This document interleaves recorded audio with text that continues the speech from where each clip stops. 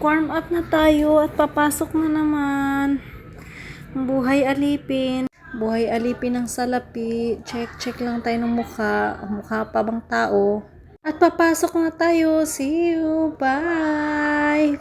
Magpalit lang tayo ng shoes. Magsukat tayong bagay dito para magmukha naman tayong tao pag pumasok.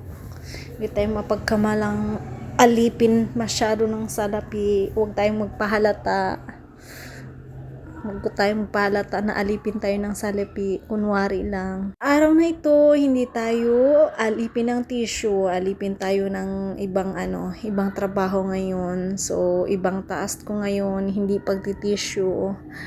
Magta-travel ako papunta sa bahay ng friend ng boss ko. So, medyo maaraw na. Enjoy natin yung buhay, i-appreciate natin yung nature, yung kapaligiran. Punta pala ako sa bahay ng boss ko, I mean friend ng boss ko kasi may ipapagawa siya doon, magbabantay muna ako. Ito yung view ng bahay niya, ang ganda. Sana kung nakatira ako dito, ang ganda tuwing gising mo, parang nakaka-inspired. Yun nga lang yung ilog, parang nagpaano siya sa view niya, dapat maganda. At magla-lunch na tayo, maghanap muna kami ng makain. Dahil gutom na yung mga alipin, ayan na.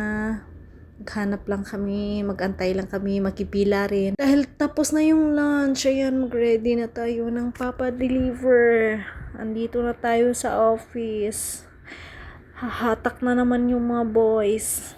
Ito na naman tayo. Mag-check naman ng mga baby wipes na deliver. Ganito lang ang buhay. Tissue na naman, baby wipes na naman. Pero kahit gayon pa man, mahalin natin yung trabaho, i-appreciate natin. O diba? Dahil dito tayo nabubuhay sa pagiging alipin. Ayan. Sana maraming benta pa yung boss namin.